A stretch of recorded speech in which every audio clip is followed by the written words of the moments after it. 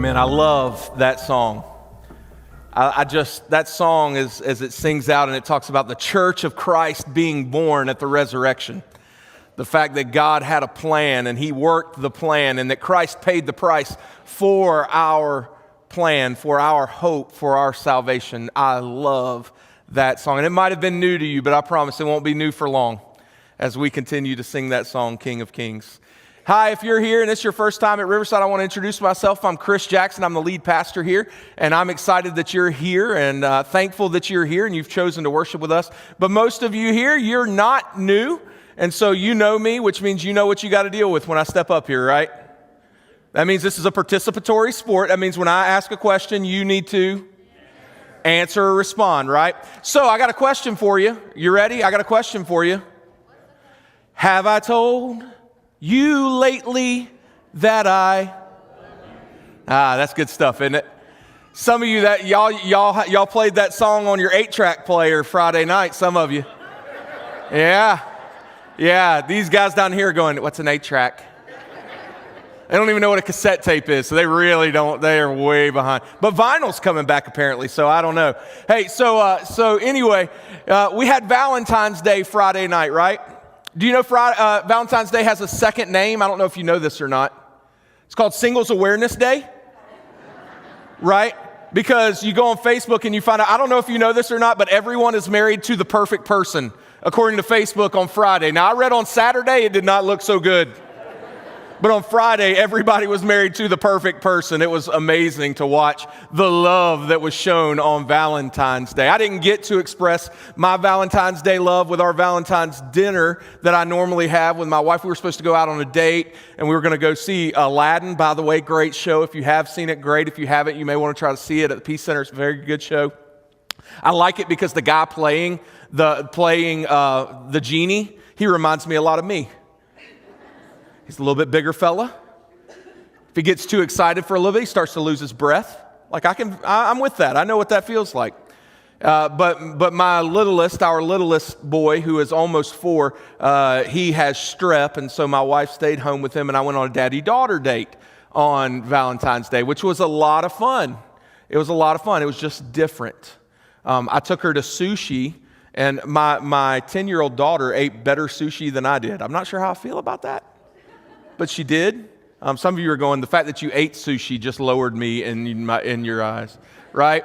But the reality is Valentine's Day is that day that we have where we show love to the people we care about. And the truth is, I know you all are married to the perfect person, but the reality is I'm married to the right woman, and she is awesome. And she's even home right now with our baby who is dealing with strep. So, honey, if you're watching, you told me you were going to be, so I love you.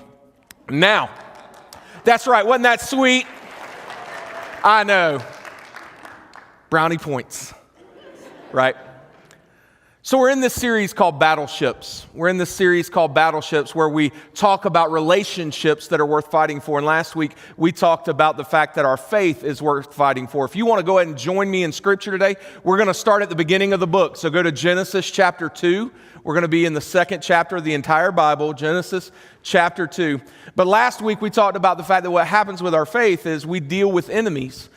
We deal with the devil who tries to come in and tempt us and pull us away. We get distracted by all the busyness of life and all the different things that happen there. And so our faith is not as strong, so we have to fight for our faith. Or we become complacent, or you might say disinterested. We kind of aren't involved, and we kind of say we're good enough, and we just kind of settle for where we are in our faith and where we are in our relationship with God. Well, today, we're not talking about fighting for our faith. Today, we're talking about fighting for our marriage. Fighting for your marriage. Here's what I want you to know. You're fighting in your marriage, and you will need to be fighting for your marriage. Now, some of you are going, we don't fight, you liars. Right? That's the truth. But let's look at Genesis chapter 2, and we're going to see where marriage even came from. What was the point of this? Genesis chapter 2, verse 18. It says, Then the Lord God said, It is not good for the man to be alone. I will make a helper corresponding with him. So God made all the creation, made man, and he looked, and he had said everything else was good, but then he made man, and he said, this isn't good. This just isn't good for him to be alone. Now, some of you women are going, because there ain't a man I know that can make it by himself, right? I know. But the reality is God looked and said, it is not good for man to be alone. We are meant for community. We are meant for relationship. We are built for this. But I want to be clear. Okay, I want to be clear. This does not mean that singleness is a disease. See, I remember when I was in college, before I started dating the woman that would become my bride, I remember feeling like, oh, I'm going to be single forever. This is the worst disease in the world.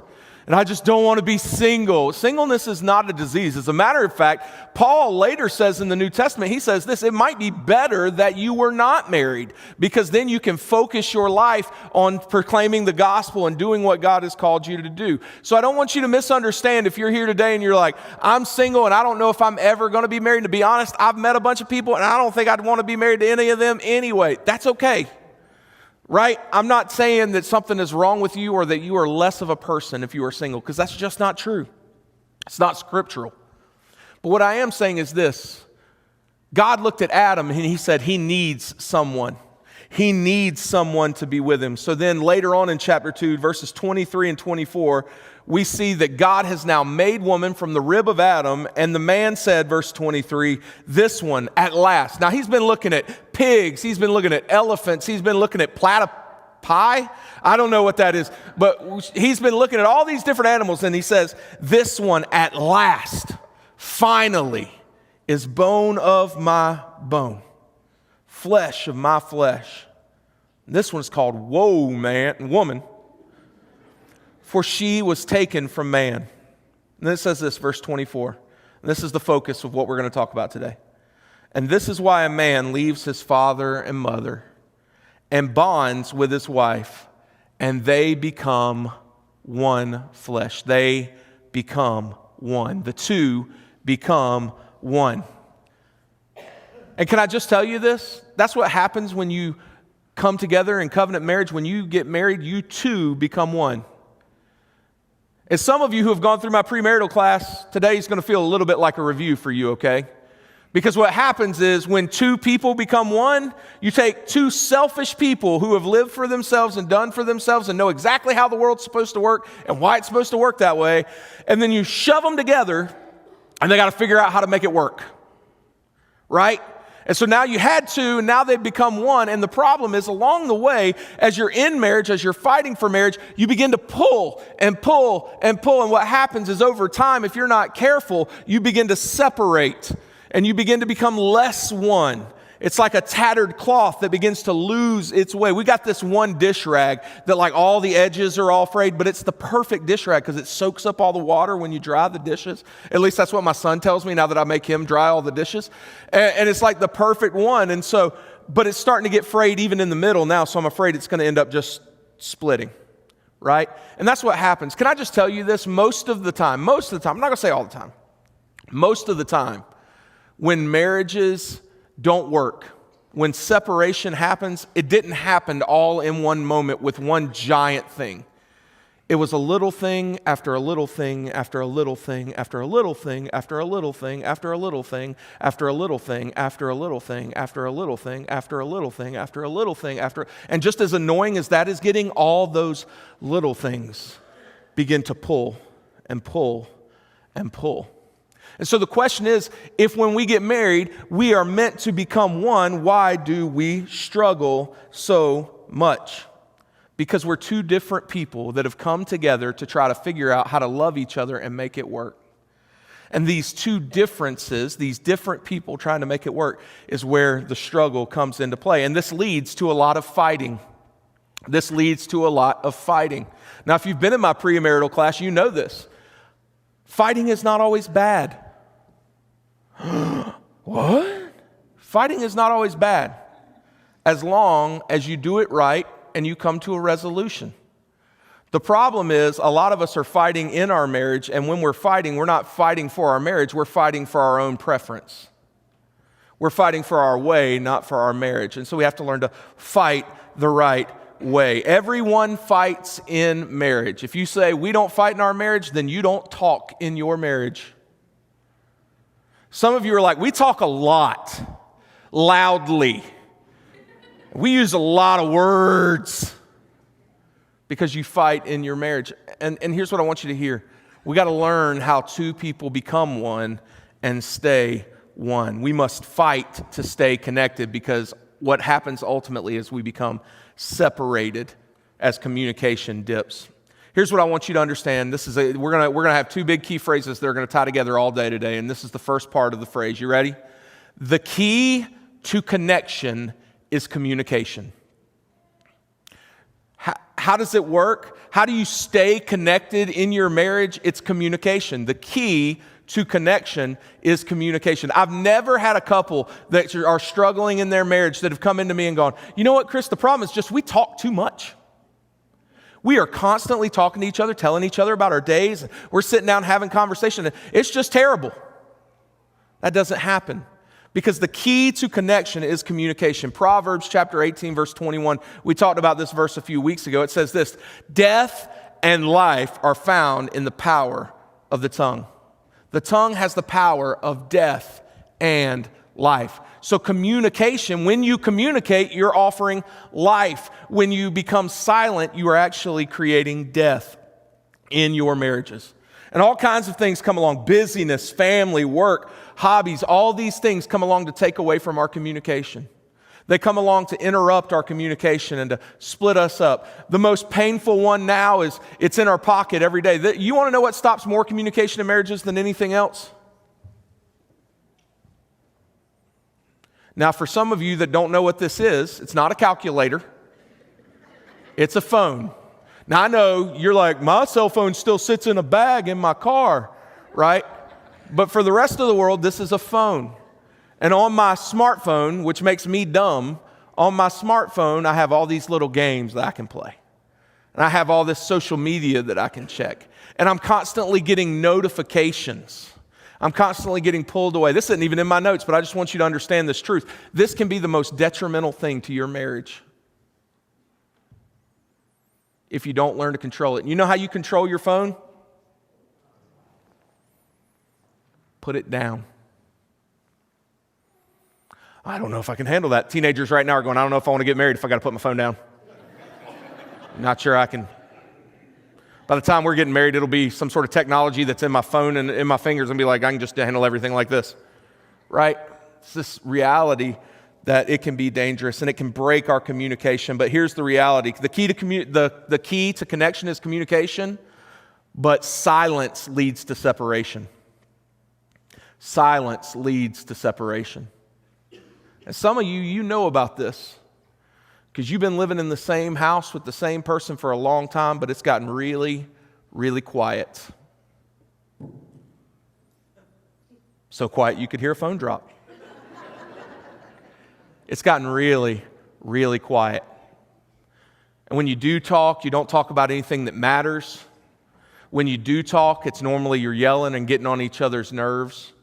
Maybe when you do talk, it's just to talk about something for the kids because that's the only thing that you two can seem to talk about anymore without getting mad at each other.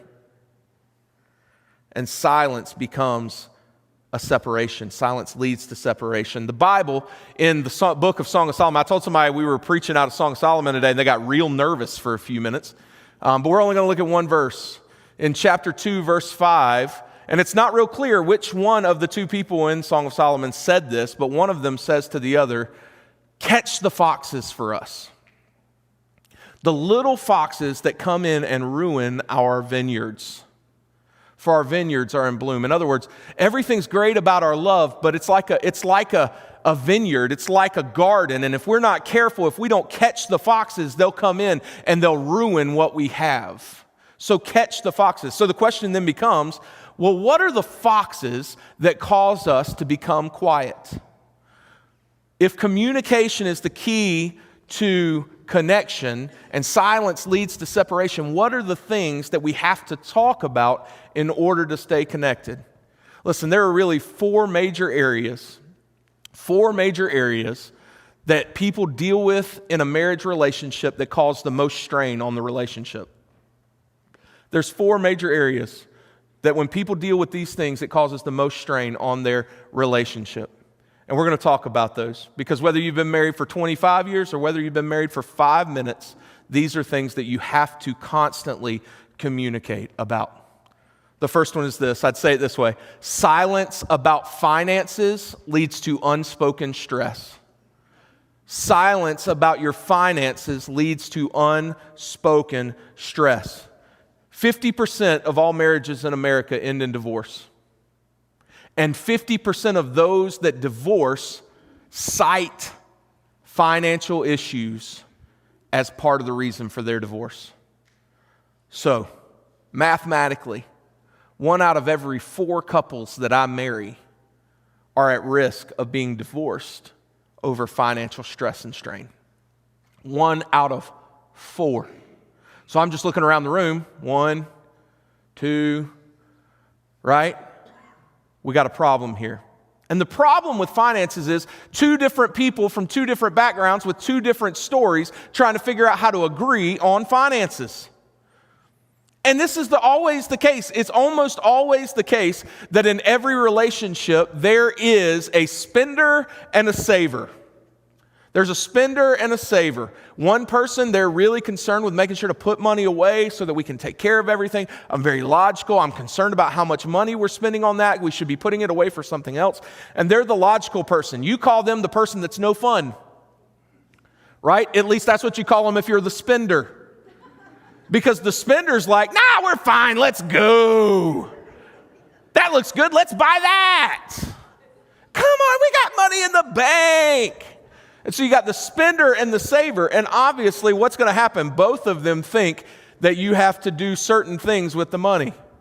One of them thinks that we got to put it away to make sure we take care of everything and everything's going to be okay one day. One of them's like, live for the day, seize the day, carpe diem, right?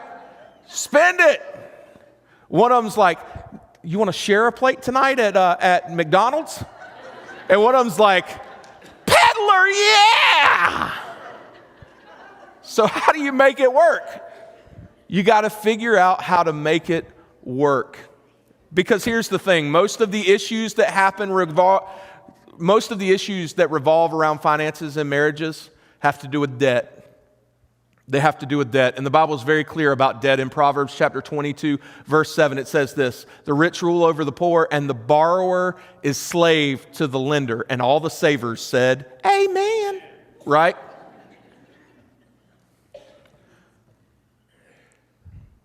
But the strain that comes from being under bondage of debt weighs and weighs and weighs. And you begin to think we're never going to get out of debt. It's never going to happen. We're going to be in debt the rest of our lives. We're going to be debt up to my eyeballs. And all she wants to do is spend money we don't have. Or all he wants to do is go out and buy a new boat. We can't even afford the car we got when he wants to buy a boat. Right? And we go through these situations, we go through these discussions, and we're being pulled apart. And so we have to fight this battle because silence in finance leads to unspoken stress. Can I tell you the worst thing that most couples do, including sometimes me and my wife, is they don't talk about their finances. And I know what some of you are saying.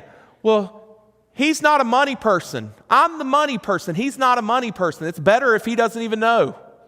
No, he needs to know. He needs to know that there's some bills that have got to be paid and he needs to not go play golf this week because they got a bill to be paid. He needs to know that. Or she needs to know that she can wait a month on that new pair of shoes because there's bills that's got to be paid and there's stuff that's got to be done. Because what happens is if you don't talk about the stress and the strain of finances, one of you bears the whole load. And the other person just assumes everything okay because they're not telling me anything's wrong. If anything's wrong, he'll tell me. So I'm good. But the reality is silence is creating this unspoken stress and pressure on your family. So how do you deal with this? What do? You sit down and make a budget together. The dreaded B word, budget. Now, we like to think about that and we're like, I don't know if I can do that. I wasn't even good in Excel. I don't know how to run Excel. I didn't do good in math class. Listen, it's really, really simple. What you do is you sit down and say, this is the money that's coming in. This is the money we got to pay. And that leaves this amount of money to do the rest with. Right? Now, as Christians, I would say you do it this way. This is the money that's coming in. We're going to give 10% to God, and then we're going to pay the bills with the rest. And then, hey, maybe if we're lucky, we can get the large fry to go with the large $1 Coke at McDonald's, right? But the reality is you got to sit down together. You have got to sit down. But she gets so bored when I'm dealing. I love spreadsheets. I'm a spreadsheet man, but she gets so bored. It doesn't matter if she's bored. You have to do this together because when you sit down together to make a budget, you're communicating about your finances. And communication leads to connection. Silence leads to separation, but communication leads to connection. The first area of finances, it's so dangerous. You have to talk. Secondly, silence about family leads to uneasy relationships. Silence about family leads to uneasy relationships. We start to have these issues, and this is such a big part of marriages, especially early on. It kind of has two forms, right? When people first get married, the issues with families tend to do with your in-laws, right? Or you might say your outlaws, right? It's this issue where it's like, well, I don't know what we do. My parents always wanted us to come to Christmas at their house in the morning. Well, my parents always wanted us to come to Christmas at their house in the morning. Somebody's going to be mad. My wife and I have a very simple rule. It's a rule that I developed when we first got married. I said, baby, I want to live close enough where your family can come and visit us whenever they want. I just don't want to live so close that they can walk over and do that.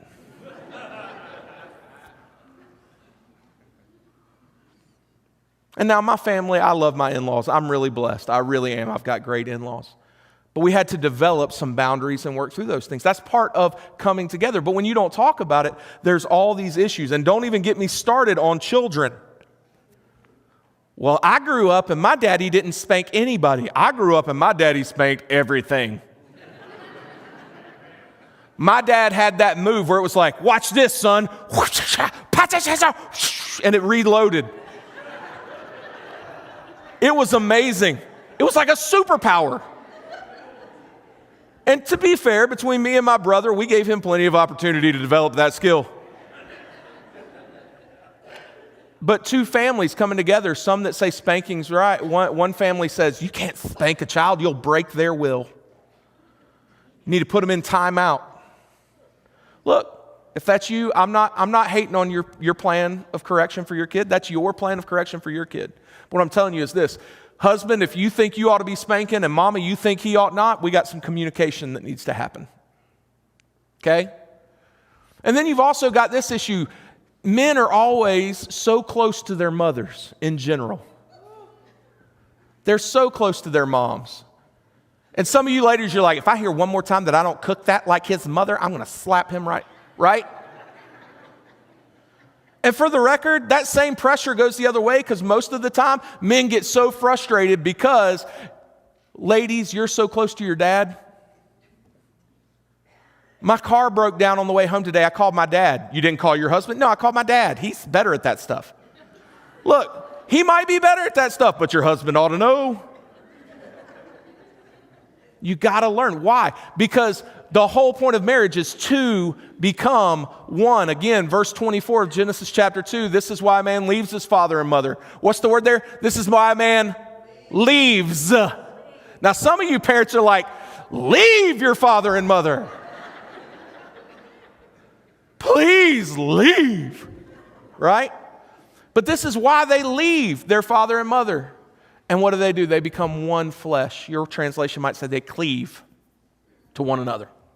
That word cleave is from the Greek or from the Hebrew. It's the word davak. It means to pursue closely and to be joined together.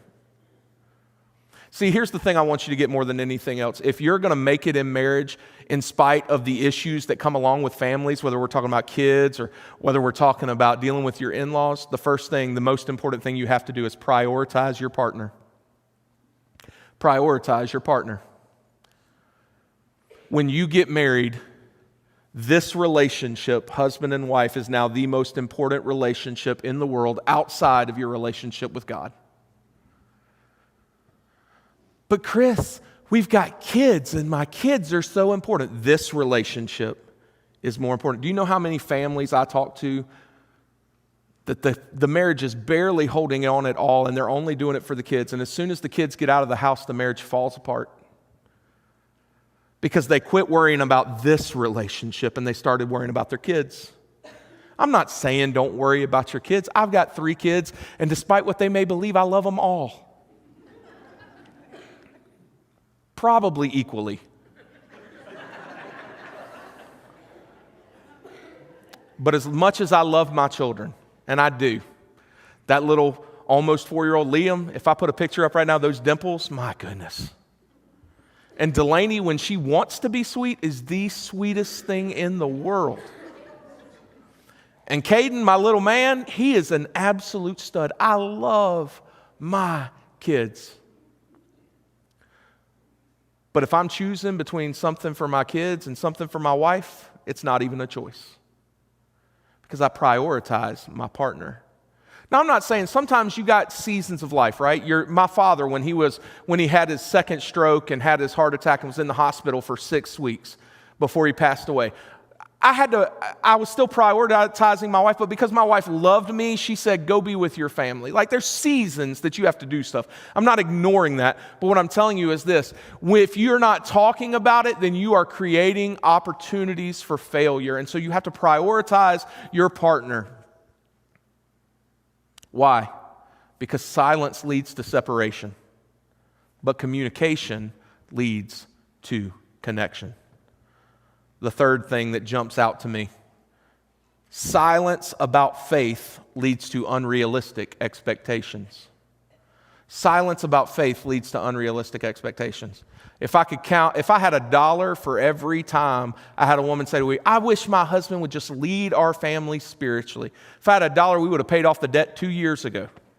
Because God, by the way, we are debt-free. I don't want anybody to think we're not, because praise God for what he did. I realized when I said that, y'all might have thought, we've gone back into debt. We haven't. We're good.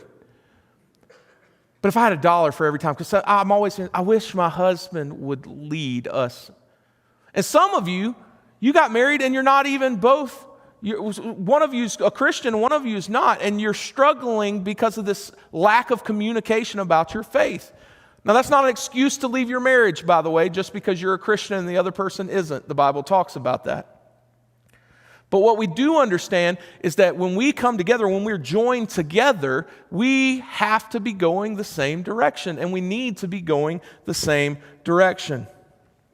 2 Corinthians chapter 5, verse 14, it says, don't become partners with those who do not believe. For what partnership is there between righteousness and unrighteousness? Your translation might say, don't be unequally yoked. It's this idea of the piece of wood that connects two different oxen that pull the cart. And the problem is, if you're unequally yoked, it could mean that one of you is going this direction, following the Lord, and the other one's going this direction, and so you're yoked together, and all you're doing is actually spinning in circles because you're going two separate directions. And that's what Paul's talking about here. But here's the thing you have to understand. We are partnered together. We have become one. We are hooked together. So what do? We pull the cart together. We pull the cart together. I know what some of you women are going, I feel like I'm the only one pulling, and maybe you are. In my family growing up, for a large part of my life, my dad did not have any part in church at all. He would be fine with me and my brother going and my mom taking us. He was fine with that, but church had no part in his life. And faith he believed in the Lord, but he just couldn't stand the church because of some things that had happened. And so it wasn't a big part. And so my mom had to bear the load of that for some of the time. But you shouldn't have to bear it all the time, ladies. But can I tell you why most men that I've talked to that don't lead their family in faith, why they struggle in this way? There's 3 reasons I can think of. Number 1, they're very complacent with their faith, if they have a faith at all. They're just complacent about it. My faith matters, but not as much as making sure I got food on the table. My faith matters, but not as much as fixing this issue around the house. My faith matters, but just it's not the most important thing. It's not as important as the football team I love or whatever. And that's a problem, by the way, men. If you have a complacent faith, you will not lead your family. The second reason I can think of is the fact that we get distracted and we struggle in that. We get honestly distracted by fear as men sometimes. Because the last thing we want as a man is to be asked a question about the Bible from our child that we don't know the answer to. Because we don't want to look like that to our kids. And so we're afraid that we're going to have the wrong answer, or we're going to mess something up. But I think the biggest reason is this. A lot of men in the world today, being a faithful, leading husband in the realm of faith just hasn't been modeled to us.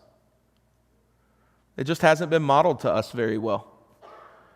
Most men say, I've had men say to me, Chris, I want to pray with my family, but I don't know how. My dad never prayed with me.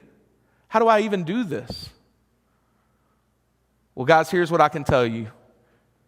If we don't lead now, then guess what our boys are going to say? Guess what Caden Jackson's going to say if I don't learn how to lead and pray with my family? One day he's going to look back and he's going to say, my dad never taught me how to do it, so I guess I don't need to. And so it's never been modeled for us, so we don't know how to do it. Here's the key. We can find what we need to find in Scripture. In regards to faith, I just want to make two quick statements and we're going to move on, and that's this. Men, it is your responsibility to lead your family spiritually. I want you to look at me and I want you to understand this. I'm not coming to you in a condemning way or in an angry way. But I just want you to understand this, men. It is your responsibility to lead your family spiritually. The Bible tells us that in Ephesians 5. It is your responsibility to lead your family spiritually, not your wife's. But ladies, can I tell you this too? It is your responsibility not to nag. Because there comes a point where when you constantly are pushing and beating that drum, it turns from encouraging and motivating to nagging. And the Bible even says in Proverbs 21:9 that it would be better to live on the corner of the roof of the house than in a house with a nagging wife. That's in the Bible, y'all. Some men just went, amen. You know what else is in the Bible? Love your wife as Christ loved the church. Yeah, and all God's women said, amen. We've all got responsibilities in this relationship. Finances, family, faith. The last one is this, physical intimacy.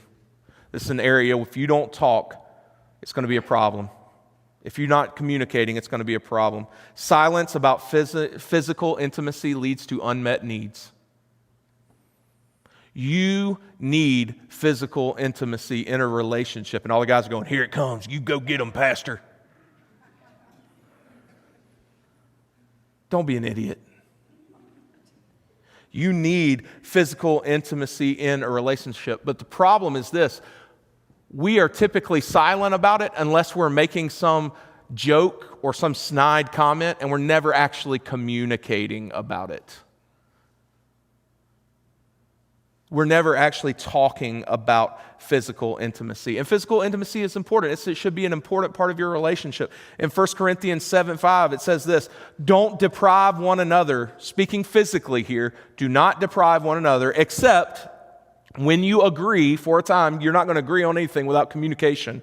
When you agree for a time to devote yourself to prayer, then come together again. Otherwise, Satan may tempt you because of your lack of self-control. In other words, if you're not being physically intimate, one or both of you is going to look to other places for that level of intimacy.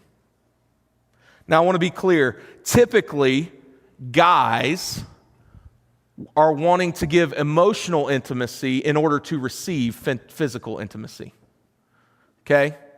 Guys will give romance in order to receive sex. And sadly, often women will give sex in hopes of receiving romance. They'll give physical intimacy in hopes of emotional intimacy. What you need is complete intimacy. And some people right now, you're going, I don't even know what intimacy means. Let me help you. Intimacy. In to me, see. Into me, see. Intimacy is nothing more than close connection emotionally, physically, spiritually. That's what intimacy is.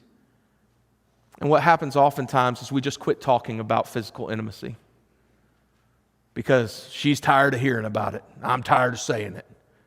All he wants is my body. I think I hit a little too close to home somebody.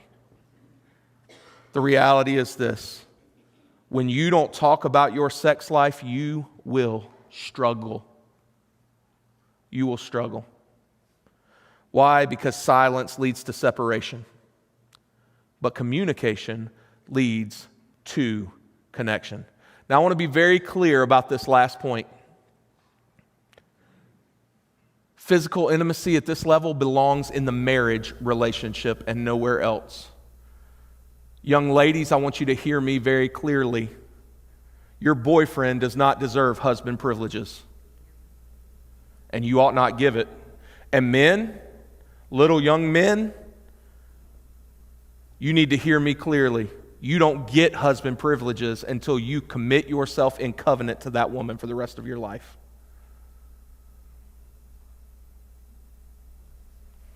Silence leads to separation. Community leads to connection. Chris, how are we going to close this out? Help me understand this. I'm going to close it out the same way Paul did in Ephesians chapter 5. He says this, verse 33, to sum up, that sounds nice from a preacher. To sum up, each one of you men is to love his wife as himself, and the wife is to respect her husband. Some of you men, you're going, my wife doesn't respect me, so I don't have to love her. No, if you start loving her, she'll start respecting you.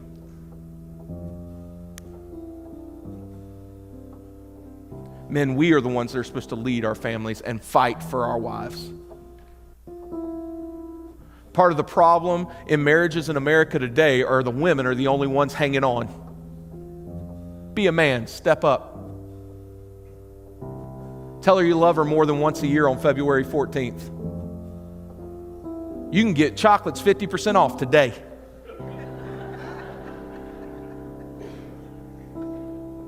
Get up and wash a dish. Vacuum a carpet. Go fill her car up with gas. Just love her. Have some times of intimacy where you put down your phone and you shut off the TV and you just talk. What are we going to talk about? I don't know. You'll figure it out. What if we were a church filled with husbands and wives that were loving each other and respecting each other? What a statement that would be to a world that needs the gospel. Would you stand right where you are if you can? We're going to sing this song again, King of Kings. Here's what I'd like for you to do if you're able. During this first verse, if you're available and you're able, I'd love for you to just grab the hand of your husband or your wife and just pray with them. I don't know what to pray. Just pray. Just pray. Here's the other thing I want you to know. Everything I've talked about today matters only if your faith is in Jesus. If you've put your faith in anyone or anything else, you are spiritually dead and your heart is not alive. And so you need to put your faith in Jesus today. However you need to respond. Care team members in the front and in the back that would love to pray with you, would love to talk with you about how you can become a believer, or maybe you just need to pray with your husband and wife. Maybe you need to pray right now for the husband or wife you hope one day to have. Whatever it is, respond now as we sing.